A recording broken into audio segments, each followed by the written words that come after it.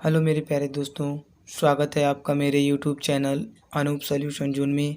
आज हम लोग इस वीडियो के माध्यम से वास्तविक संख्याओं के बारे में कल हम लोगों ने चर्चा किया था। उसी में अगला टॉपिक है यूक्लिड विभाजन प्रमेयिका। इसके बारे में आज हम लोग जानकारी प्राप्त करेंगे कि यूक्लिड विभाजन प्रमेयिका जो है कहाँ से आया है, कहाँ से इसकी उत्पत्ति हुई है। इन सभी सूत्रों के बारे में आज हम लोग जानकारी प्राप्त करेंगे कि कैसे यूक्लिड विभाजन प्रमेयिका काम करता है और कैसे यूक्लिड विभाजन एल्गोरिथ्म काम करता है, उसके बारे में आज हम लोग चर्चा करेंगे। तो हम लोग देख लेते हैं परिभाषा यूक्लिड विभाजन प्रमेयिका। यूक्लिड विभाजन प्रमेयिका दो धनात्मक पूर्णांक a और b दिए रहने पर ऐसी अद्वितीय पूर्ण का मतलब होता है एक से अधिक संख्याएं q और r विद्यमान हैं कि a बराबर बी क्यू प्लस आर। यह फार्मूला कैसे आया अभी नीचे हम लोग देखेंगे। फिर आगे हम लोग देख लेते हैं r का, ये जो इसमें r है उसका संबंध क्या है। r की जो वैल्यू है वो 0 से बड़ा है और 0 के बराबर भी है, लेकिन b से छोटा है। यहाँ हम लोग देख लेते हैं भाज्य, भाजक, भागफल तथा शेषफल। याद रखें, कैसे हम याद रखें कि कौन भाज्य होता है, कौन भाजक होता है और कौन भागफल तथा कौन शेषफल होता है। तो इस वीडियो के माध्यम से आज हम लोग एक फनी ट्रिक के बारे में जानेंगे।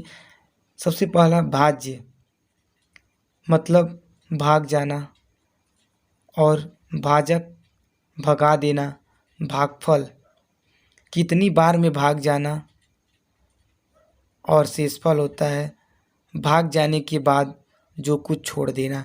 यानी सिंपल भाषा में देखा जाए तो भाज्य बराबर होता है जो हमारी पूर्ण संख्या होती है, और भाजक जो होता है जिससे भाग दिया जाता है, तथा भागफल जितनी बार भाग जाता है, और शेषफल भाग जाने के बाद जो शेषफल बचता है उसको शेषफल कहते हैं। अर्थात यूक्लिड विभाजन प्रमेयिका का सूत्र भाज्य बराबर भाजक गुणे भागफल प्लस शेषफल। यही वाला फार्मूला है। a बराबर B Q plus R. B हम लोग भाजक जानते हैं, क्यू हमारा क्या है, भागफल है, आर क्या है, शेषफल है, और a जो है भाज्य है।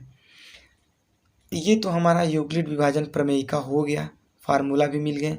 अब हम लोग थोड़ा चर्चा कर लें कि यूक्लिड विभाजन प्रमेयिका जो है ये कहाँ से आया, कैसे इसकी उत्पत्ति हुई, उसके बारे में हम लोग जानकारी प्राप्त कर लेते हैं। तो हम ले चलते हैं आप लोगों को इतिहास ज्ञान की तरफ।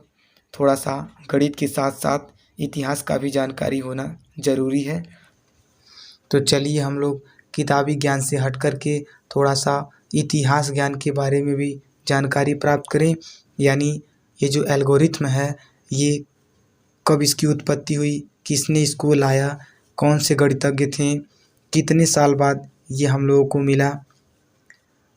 मुहम्मद इब्न मूसा अल ख्वारिज़मी ने 780 से 850 सायु मतलब साधारण युग में एल्गोरिथ्म सुपरिभाषित चरणों की एक श्रृंखला होती है जो एक विशेष प्रकार की समस्या को हल करने की प्रक्रिया या विधि प्रदान करती है। शब्द एल्गोरिथ्म 9वीं शताब्दी के, यानी आज से 9वीं शताब्दी को देखा जाए तो इस समय हमारा 22वीं या 23वीं शताब्दी चल रही है, और आज से 9वीं शताब्दी यानी लगभग 1200 साल पहले की बात है। ये घटना है एक फारसी गणितज्ञ अल ख्वारिज़मी के नाम से लिया गया है। वास्तव में शब्द अलजेब्रा भी इन्हीं की लिखित पुस्तक हिसाब अल जबर व अल मुकाबला से लिया गया है। यानी यह रहा हमारा इतिहास एल्गोरिथ्म का। फिर आगे हमारा क्या है, यूक्लिड विभाजन एल्गोरिथ्म दो धनात्मक पूर्णांकों का एचसीएफ हाईएस्ट कॉमन फैक्टर ज्ञात करने की प्रक्रिया है। हम जानते हैं कि दो धनात्मक पूर्णांकों a और b का एचसीएफ हाईएस्ट कॉमन फैक्टर वह सबसे बड़ा पूर्णांक d है जो a और b दोनों को पूर्णतः विभाजित करता है।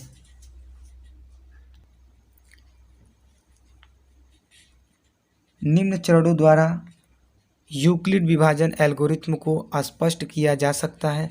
यानी नीचे कुछ चरण दिए गए हैं, उनके अनुसार हम लोग देख लेते हैं एल्गोरिथ्म को कैसे स्पष्ट करना है। माना C तथा D दो धनात्मक पूर्णांक हैं, C is greater than D, यानी C बड़ा है D से का HCF ज्ञात करने के लिए नीचे चरणों के अनुसार अनुसरण करते हैं, यानी उसका अनुधारणा करते हैं, उसको पढ़ते हैं और जानकारी प्राप्त करते हैं। चरण नंबर 1 क्या कह रहा है, C और D के लिए यूक्लिड विभाजन प्रमेयिका का प्रयोग करके Q और R ऐसे ज्ञात करते हैं कि C बराबर DQ प्लस R, यानी R जो है 0 से बड़ा है और 0 के बराबर भी है, लेकिन D से छोटा होगा। दूसरे चरण में हम लोग देख लेते हैं क्या है, यदि R बराबर 0 है तो D पूर्णांकों C और D का HCF यानी हाईएस्ट कॉमन फैक्टर है। यदि R 0 के बराबर नहीं है, यानी R जो है 0 के बराबर नहीं है, तो Q और R के लिए यूक्लिड प्रमेयिका का प्रयोग करते हैं। यानी जो हमारा R है, शेषफल जो है अगर 0 के बराबर नहीं है तो हम लोग यूक्लिड प्रमेयिका का प्रयोग बार बार करेंगे, और जब हमारा शेषफल 0 आ जाएगा तो वहीं पर हम यूक्लिड प्रमेयिका का प्रयोग करना बंद कर देंगे। चरण नंबर 3 हम लोग देख लेते हैं। इस प्रक्रिया को तब तक जारी रखिए जब तक शेषफल 0 न प्राप्त हो जाए। इस स्थिति में प्राप्त भाजक ही अभिष्ट HCF है। यानी जब शेषफल हमारा 0 हो जाता है तब वहाँ पर जो भाजक प्राप्त होता है वही हमारा क्या होता है, अभिष्ट HCF यानी हाईएस्ट कॉमन फैक्टर होता है। फिर यूक्लिड विभाजन के लिए कुछ महत्वपूर्ण शर्तें उसको देख लेते हैं। यूक्लिड विभाजन प्रमेयिका या फिर एल्गोरिथ्म को केवल धनात्मक पूर्णांकों के लिए ही प्रयोग किया गया है, परंतु इसे सभी पूर्णांकों 0 को छोड़कर b नॉट इक्वल टू 0 यानी b का मान जो है 0 के बराबर न हो के लिए लागू किया जा सकता है। हम लोग पिछले वीडियो में पूर्णांकों के बारे में जानकारी प्राप्त किया था, यानी 0 को छोड़कर आने वाली सभी संख्याओं को हम लोग पूर्णांक संख्या कहते हैं। अब इस पर आधारित हम लोग एक एग्जाम्पल यानी उदाहरण को देख लेते हैं। सरकारी बुक से जो पहला उदाहरण है वही उदाहरण को हम लेकर के चलते हैं। यानी 4052 और 12576 का HCF highest common factor Euclid विभाजन एल्गोरिथ्म का प्रयोग करके ज्ञात कीजिए। NCERT एग्जाम्पल है, वेरी वेरी इंपॉर्टेंट एग्जाम्पल है। तो हम लोग हल करेंगे इसको। सबसे पहले हम लोग हल करेंगे, यानी सबसे बड़ी वाली संख्या को पहले और सबसे छोटी वाली संख्या को बाद में लिख करके हम लोग तुलना करेंगे कि दोनों में कौन बड़ा है। जो बड़ा होगा उसकी तरफ मुंह हम लोग खोल देंगे। कहाँ से यह नियम आया है, जब एक यूक्लिड विभाजन हम लोग पढ़ रहे थे, यानी प्रमेय नंबर देखा जाए तो हम लोगों का पर 1 में हम लोग देखें C और D के लिए यूक्लिड विभाजन प्रमेयिका का प्रयोग करके Q और R ऐसे ज्ञात करें कि C बराबर DQ प्लस R, यानी R की जो वैल्यू है वो 0 से बड़ा, यानी हमको यही वाला शर्त यहाँ पर लागू करना है, तुलना करना है इस क्वेश्चन में। तो लागू करेंगे, जो संख्या बड़ा होगा उसकी तरफ मुंह खोल देंगे और जो छोटा होगा उसकी तरफ मुंह बंद कर देंगे। इससे हमको यह पता चलता है कि उसी संख्या से हमको भाग देना है, यानी छोटी वाली संख्या से ही हमको भाग देना है। तो फिर हम लोग लिखेंगे 12576 और 4052 पर यूक्लिड प्रमेयिका का प्रयोग करके हमें प्राप्त होता है फार्मूला जो होता है भाज्य बराबर भाजक गुणे भागफल प्लस शेषफल। और हम बता दें आप लोगों को, भाज्य मतलब भाग जाना, भाजक मतलब भगा देना, यानी जिससे भाग दिया। एक बार और हम आप लोगों को बता दें कि भाज्य मतलब जो बड़ी संख्या होता है जिसमें भाग दिया जाता है, भाजक मतलब जिससे भाग दिया जाता है, और भागफल वो होता है कितनी बार भाग जाता है, और शेषफल कितनी बार भाग जाने पर जो शेष बचता है घटाने पर वो हमारा शेषफल होता है। यानी हंसी के रूप में देखा जाए तो भाज्य बराबर भाग जाना, भाजक बराबर भगा देना, भागफल बराबर कितनी बार में भगा देना और शेषफल भाग जाने के बाद बचे हुए मान। फिर इसके आगे हम लोग देखते हैं, क्योंकि शेषफल 420 नॉट इक्वल टू 0, यानी हम लोग का शर्त क्या था कि जब शेषफल 0 के बराबर हो जाता है तो जिस संख्या से भाग जाता है वही हमारा क्या होता है, एचसीएफ होता है। तो यहाँ पर हमारा 420 अभी आया, शेषफल 0 के बराबर नहीं है, इसलिए पूरा हम यूक्लिड विभाजन का प्रयोग करेंगे। यानी जो 4000 आया था, 4052 और 420 जो शेषफल आए थे उसको लेकर के यूक्लिड विभाजन प्रमेयिका का प्रयोग करेंगे, फिर प्राप्त करेंगे वही फार्मूला, भाज्य बराबर भाजक गुणे भागफल प्लस शेषफल। यानी 4052 में अगर हम 420 से भाग दें तो ये 9 बार में भाग जाएगा। जब हम 9 बार इसमें भाग देंगे तो हमारा आएगा 3780। यानी जब हम लोग 420 से 4052 में भाग देंगे 9 बार में तो 3780 आएगा, और जब इसको हम माइनस करेंगे तो यह हमारा क्या आ जाएंगे, 272 शेषफल मिल जाएगा। या 272 शेषफल यहाँ हम लोगों ने लिखा है। अब देखेंगे, अब नए भाजक, अब यह जो हो गया 420 यह हमारा भाजक का काम करेगा, और जो शेषफल आता है वो हमारा क्या होता है,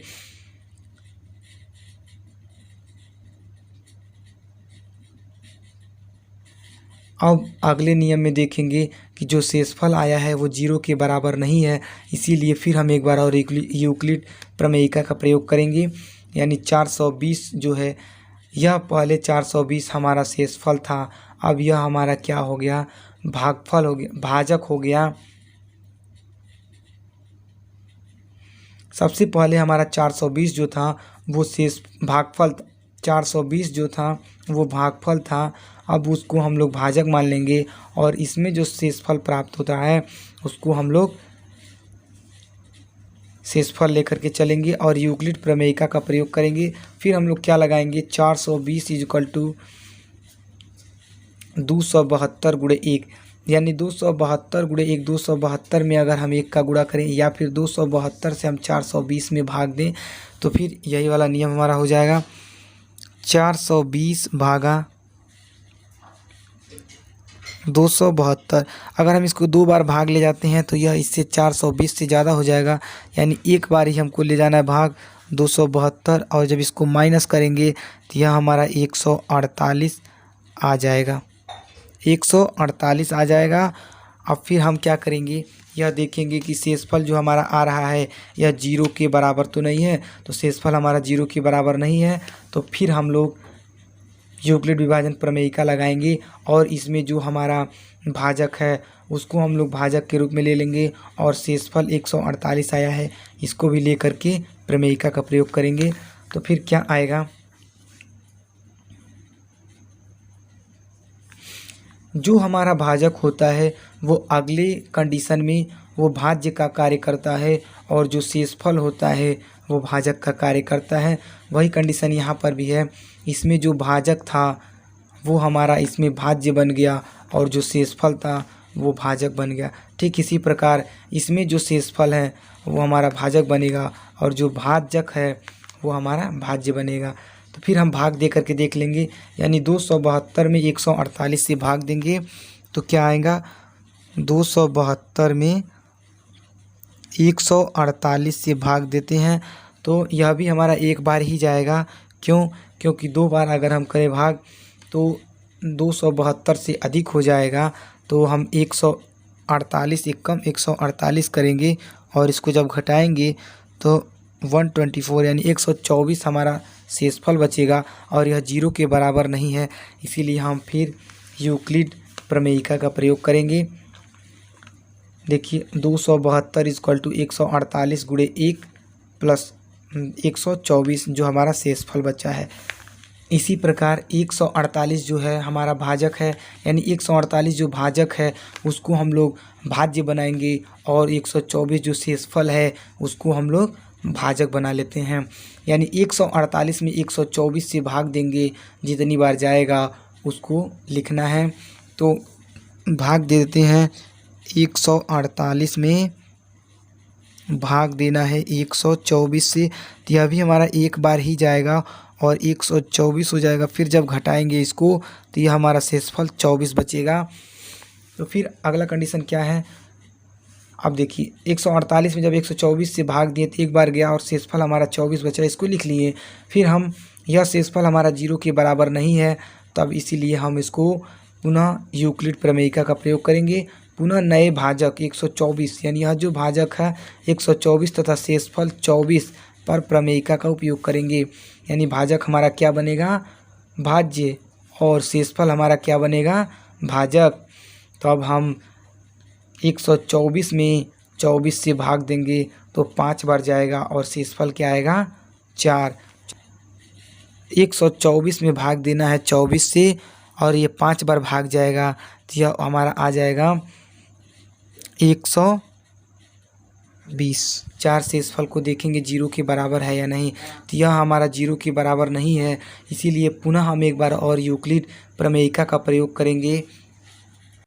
24 जो भाजक है वो हमारा भाज्य का कार्य करेगा और शेषफल 4 जो है वो भाजक का कार्य हो जाएगा। यानी 24 में जब हम 4 से भाग देंगे तो 6 बार में जाएगा, 6 चौके 24। तो इसको देख लेते हैं हम लोग। 24 में हम 4 से भाग देंगे तो यह 6 बार में जाएगा और यह 24 आपका पूरा कट जाएगा, यानी शेषफल हमारा 0 आ जाएगा। 24 में जब हम 4 से भाग देंगे तो 6 बार जाएगा, ये 24 पूरा टोटल खत्म हो जाएगा, 0। अब यहाँ पर शेषफल हमारा क्या आ जा रहा है, 0। यहाँ शेषफल 0 प्राप्त हो गया, यहाँ प्रक्रिया समाप्त हो गई। जहाँ पर शेषफल 0 प्राप्त हो जाएगा तो वहाँ हमारा प्रक्रिया समाप्त हो जाती है। और जिस संख्या से हम भाजक बना करके भाज्य को, यानी 24 में 24 क्या हमारा भाज्य है, तो जिस भी संख्या से हम लोग भाज्य को डिवाइड करते हैं और हमारा पूरी तरह से डिवाइड हो जाए तो वही संख्या हमारा क्या हो जाता है, HCF यानी हाईएस्ट कॉमन फैक्टर। अतः 4052 और 12576 का HCF 4 होगा। इस प्रकार यह एग्जाम्पल हमारा समाप्त होता है। फिर अगले वीडियो में हम लोग कुछ एग्जाम्पल को देखेंगे और फिर हम लोग चलेंगे एक्सरसाइज की ओर। उम्मीद है यह वीडियो आप लोगों को समझ में आया होगा।